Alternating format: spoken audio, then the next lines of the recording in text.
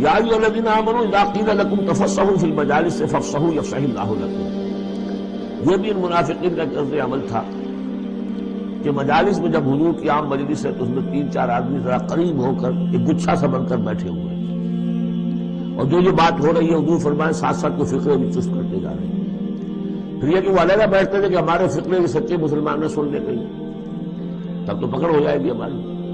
تو گویا کہ ایک گچھا سا بن کر وہ بیٹھے ہوئے ہیں بہت قریب قریب ہو کر، اپنا ایک علیحدہ سالقہ بنا کر.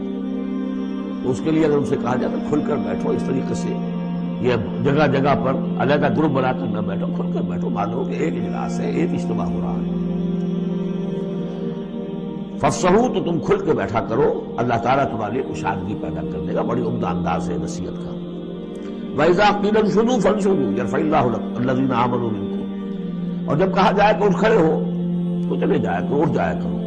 یہ بھی ہوتا تھا کہ ایک میٹنگ ہے، مشورہ ہے، گفتگو ہوئی ہے، کوئی مسئلہ طے ہو گیا ہے، اب یہ ہمیں اقدام کرنا ہے، یہ فیصلہ کرنا ہے. اب یہ کہ جب مجلس برخاست ہوئی وہ بیٹھے ہوئے وہیں پر کچھ ایک گروپ بنا کر اب اس کے اوپر تبصرے ہو رہے ہیں. یہ بھی در حقیقت بحیثیت مجموعی جماعت کے اندر ایک سوء ظن کی سی فضا پیدا کرنے والی شے ہے. اب جب اجتماع تھا، بیٹھے تھے، اجتماع ختم ہو گیا، اب جائیے. جب کہا جائے کہ اٹھ جاؤ تو اٹھ جایا کرو، اٹھ کھڑے ہوا کرو. یرفع اللہ الذین آمنوا منکم، اللہ تعالیٰ تم میں سے جو واقعی اہل ایمان ہے ان کے درجات بلند کرے گا. والذین اوتوا العلم درجات، اور جن کو اللہ تعالیٰ نے علم دیا ہے، حقیقی علم دیا ہے، ان کے درجات بلند کرے گا. واللہ بما تعملون خبیر، اور اللہ تعالیٰ جو کچھ تم کر رہے ہو اس سے باخبر ہے. یا ایھا الذین آمنوا اذا ناجیتم الرسول فقدموا بین یدی نجواکم صدقہ. اہل ایمان، جب تم رسول سے کوئی تنہائی میں بات کرنا چاہو تو ذرا اپنی اس علیحدگی کی بات سے پہلے کو صدقہ دیا کرو. اب اس کا بھی پس منظر سمجھیے، یہ چیزیں سمجھ میں نہیں آ سکتی اگر جماعتی ایک شکل سامنے نہ ہو اور اس میں ایک جد و جہد کی شکل. ہوتا کیا ہے کہ کچھ لوگ وہ اپنی حضور سے قرب ظاہر کرنے کے لیے اور اپنی حیثیت کو علیحدہ ممیز کرنے کے لیے حضور ذرا مجھے آپ سے علیحدگی کی بات کرنی ہے تاکہ لوگ دیکھ لیں یہ کوئی بڑا چودھری ہے، بڑا اہم آدمی ہے، یہ علیحدگی میں جا کے بات کر رہا ہے. تو بڑا یعنی یہ کہ حضور کو بھی اس پر اعتماد ہے اور وہ اپنی ایک نمایاں حیثیت ظاہر کرنے کی. اور جو ان میں منافق تھے، اور جو عبداللہ ابن ابی کے بارے میں میں آپ کو بتا چکا ہوں کہ جب حضور جمعے کا خطبہ دینے کھڑے ہوتے تھے تو پہلے صف میں ہوتا تھا، پہلے کھڑا ہو جاتا تھا خود، اور کہتے لوگوں دیکھو توجہ سے سنو یہ اللہ کے رسول ہے، تاکہ اس کی اپنی حیثیت ظاہر ہو جائے کہ وہ یہاں کا چودھری ہے. اور وہ تھا مدینے کا چودھری اس لیے کہ خزرج کا سردار تھا، اور خزرج بڑا قبیلہ تھا اور طے کر چکے تھے اہل مدینہ کہ اسے بادشاہ بنا لیں گے، اپنا نظام بنائیں گے، کیونکہ بہت عرصہ ہو گیا تھا انہیں باہم لڑتے ہوئے اوس اور خزرج کو. اب وہ چاہ رہے تھے کوئی ایک نظام ہو جائے، ہمارا بھی ایک بادشاہ ہو کوئی.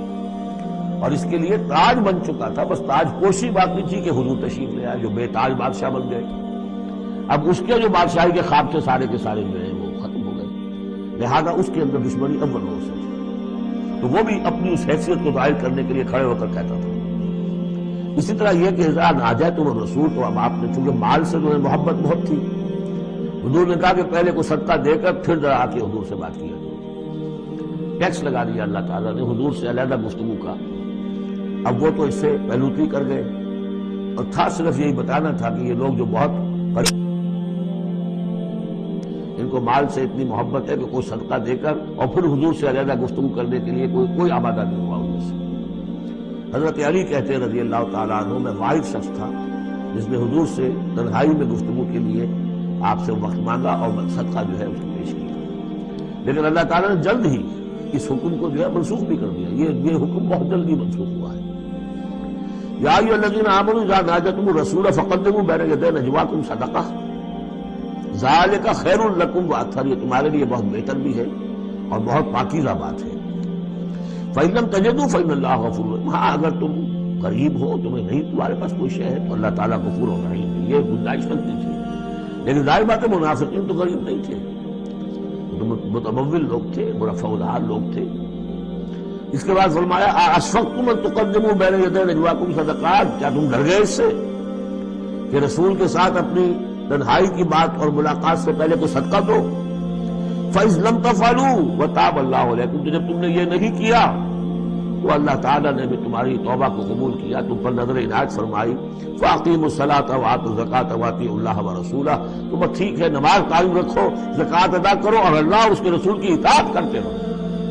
واللہ خبیر بما تعملون، اللہ باخبر ہے اس سے جو تم کر رہے ہو۔ تو یہ حکم آیا بہت عارضی طور پر اور بہت جلد ختم بھی کر دیا گیا، لیکن یہ کہ اس سے وہ لوگ نمایاں ہو گئے کہ جو پہلے بہت ہی بار بار آتے تھے اور علیحدہ سے مشورے کرتے تھے اور اپنی ایک حیثیت جو ہے اس کا اظہار اس طریقے سے کیا کرتے تھے، جب اس حکم کے بعد چند دن تک وہ نہیں آئے تو معلوم ہو گیا ہوگا اور پھر ان کو بھی شرم آئی ہوگی کہ اب دوبارہ ہم مقابلے